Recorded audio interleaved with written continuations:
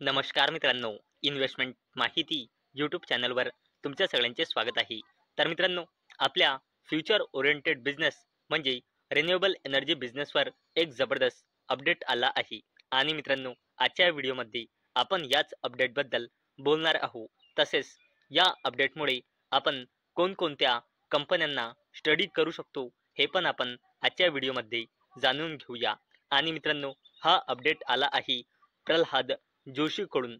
आणि मित्रांनो, मी अनेकदा सांगितले आहे आणि आजच्या व्हिडिओमध्ये सुद्धा परत सांगत आहे की हे जे प्रल्हाद जोशी आहे हे आपल्या इंडियाचे new and renewable energy minister आहे. तर चला व्हिडिओला स्टार्ट करूया. तर मित्रांनो, सर्वात पहिले आपण आजच्या व्हिडिओचं हेडिंग बघूया. तर मित्रांनो, India's renewable energy capacity reaches 256 gigawatt, Pralhad Joshi. तर मित्रांनो, इंडियाच्या new and renewable energy minister Pralhad Joshi यांनी सांगितले आहे की इंडियाची म्हणजे रिन्युएबल एनर्जी कॅपॅसिटी वाढून पोहोचली आहे 256 गिगावॅट पर्यंत सप्टेंबर 2025 या महिन्याच्या डेटानुसार. आणि मित्रांनो, मागला महिना सप्टेंबर महिना होता, म्हणजे मित्रांनो सप्टेंबर 2025 या महिन्याचा डेटा आला आहे रिन्युएबल एनर्जी कॅपॅसिटीचा, आणि तो आला आहे 256 गिगावॅट. म्हणजे मित्रांनो, सप्टेंबर 2025 या महिन्यापर्यंत इंडियाची टोटल रिन्युएबल एनर्जी कॅपॅसिटी वाढून पोहोचली आहे 256 गिगावॅट पर्यंत. तर मित्रांनो, न्यू अँड रिन्युएबल एनर्जी साठी युनियन मिनिस्टर प्रल्हाद जोशी यांनी थर्सडेला सांगितले आहे की इंडियाची रिन्युएबल एनर्जी कॅपॅसिटी वाढून सप्टेंबर 2025 नुसार वाढून पोहोचली आहे 256 गिगावॅट पर्यंत. आणि मित्रांनो, या 256 गिगावॅटच्या रिन्युएबल एनर्जी कॅपॅसिटीमध्ये 127.33 गिगावॅटची सोलार एनर्जी कॅपॅसिटी आहे आणि 53.12 गिगावॅटची वाइंड कॅपॅसिटी आहे. म्हणजे मित्रांनो, रिन्युएबल एनर्जी बिझनेसमध्ये सर्वात जबरदस्त परफॉर्म करत आहे सोलार आणि वाइंड कॅपॅसिटी. आणि मित्रांनो, जेव्हापासून नवीन फायनान्शियल इयर म्हणजे करंट फायनान्शियल इयर 2026 सुरू झाला आहे, तेव्हापासून फर्स्ट 5 महिन्यामध्ये रिन्युएबल एनर्जी कॅपॅसिटीमध्ये 23 गिगावॅट कॅपॅसिटी इंडियाने ॲड केली आहे. आणि मित्रांनो, इंडियाची 2014 मध्ये रिन्युएबल एनर्जी कॅपॅसिटी होती फक्त 76 गिगावॅट, जे 2025 सप्टेंबर 2025 मध्ये वाढून सप्टेंबर 2025 पर्यंत वाढून झाली आहे 256 गिगावॅट. म्हणजे तुम्ही बघू शकता काय जबरदस्तपणे रिन्युएबल एनर्जीचा बिझनेस ग्रो झाला आहे. आणि मित्रांनो, इंडियन गव्हर्नमेंटचा टार्गेट आहे 2030 पर्यंत या रिन्युएबल एनर्जी कॅपॅसिटीला वाढून 500 गिगावॅट करण्याचा, आणि 2047 पर्यंत या रिन्युएबल एनर्जी कॅपॅसिटीला वाढून 1800 गिगावॅट करण्याचा इंडियन गव्हर्नमेंटचा टार्गेट आहे.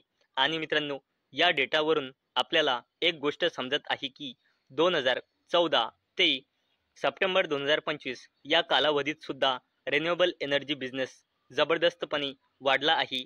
तसेच पुढे सुद्धा वाढू शकतो रिन्युएबल एनर्जी बिझनेस, असे या अपडेटवरून आपल्याला या बिझनेसमध्ये किती पोटेन्शियल आहे ही एक गोष्ट लक्षात येत आहे. म्हणून मित्रांनो, हा जो बिझनेस आहे रिन्युएबल एनर्जी बिझनेस हा एक फ्युचर ओरिएंटेड बिझनेस आहे. आणि मित्रांनो, जो फ्युचर ओरिएंटेड बिझनेस असतो तिथेच खूप जास्त पैसे बनवण्याची ऑपॉर्च्युनिटी असते. आणि मित्रांनो, पुढे प्रल्हाद जोशी यांनी सांगितले की इंडिया म्हणजे आपला भारत देश करंटली जगातील 3rd largest solar power generator देश आहे. तसेच वाइंड पॉवर कॅपॅसिटीमध्ये 4था आहे जगातील. तसेच ओव्हरऑल इन्स्टॉल रिन्युएबल एनर्जी कॅपॅसिटीमध्ये आपला देश जगातील 3rd नंबरवर येतो पूर्ण रिन्युएबल एनर्जी कॅपॅसिटीमध्ये। आणि मित्रांनो, जेव्हापासून नवीन फायनान्शियल इयर 2026 सुरू झाला आहे तेव्हापासून सप्टेंबर 2025 म्हणजे एप्रिल, मे, जून, जुलै, ऑगस्ट, सप्टेंबर म्हणजे फायनान्शियल इयर 2026च्या फर्स्ट हाफमध्ये म्हणजे फायनान्शियल इयर 2026च्या पहिल्या 6 महिन्यामध्ये इंडियाने आपल्या रिन्युएबल एनर्जी कॅपॅसिटीमध्ये 25 गिगावॅट ची कॅपॅसिटी ॲड केली आहे। तर मित्रांनो, चला आता आपण या अपडेटमुळे कोणकोणत्या कंपन्यांना स्टडी करू शकतो हे पण आता जाणून घेऊया। तर मित्रांनो, या अपडेटमुळे आपण अडानी ग्रुपचे दिग्गज कंपनी अडानी ग्रीन एनर्जी लिमिटेडला स्टडी करू शकतो आणि अवेलेबल डेटानुसार म्हणजे सप्टेंबर 2025 नुसार या कंपनीमध्ये प्रमोटर्सची होल्डिंग आहे 62.44%, FISची होल्डिंग आहे 11.29%, DISची होल्डिंग आहे 2.98% आणि पब्लिकची होल्डिंग आहे 23.30%। आणि मित्रांनो, अवेलेबल डेटानुसार अडानी ग्रीन एनर्जी लिमिटेडमध्ये प्रमोटर प्लेजिंग पर्सेंटेज आहे 0%। याचा अर्थ असा की अडानी ग्रीनच्या प्रमोटर्सने लोनसाठी आपला एकही शेअर प्लेज म्हणजे गिरवी म्हणजे गहाण ठेवलेला नाही।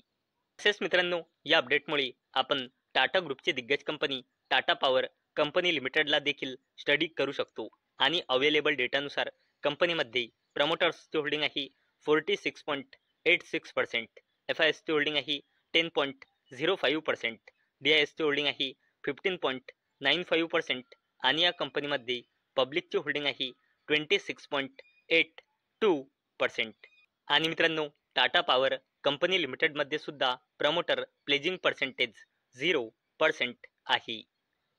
तसेच मित्रांनो, या अपडेटमुळे आपण सुझलोन एनर्जी लिमिटेड या कंपनीला देखील स्टडी करू शकतो आणि अवेलेबल डेटानुसार कंपनीमध्ये प्रमोटर्सची होल्डिंग आहे 11.75%, FISची होल्डिंग आहे 23.02%, DISची होल्डिंग आहे 10.17% आणि पब्लिकची होल्डिंग आहे 55.07%।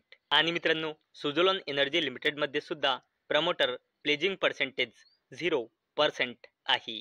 मित्रांनो, या अपडेटमुळे आपण JSW एनर्जी लिमिटेडला देखील स्टडी करू शकतो आणि अवेलेबल डेटानुसार कंपनीमध्ये प्रमोटर्सची होल्डिंग आहे 69.26%, FISची होल्डिंग आहे 12.36%, DISची होल्डिंग आहे 11.43% आणि पब्लिकची होल्डिंग आहे 6.79%। मित्रांनो, JSW एनर्जी लिमिटेडमध्ये प्रमोटर प्लेजिंग पर्सेंटेज आहे करंटली अवेलेबल डेटानुसार 11.26%।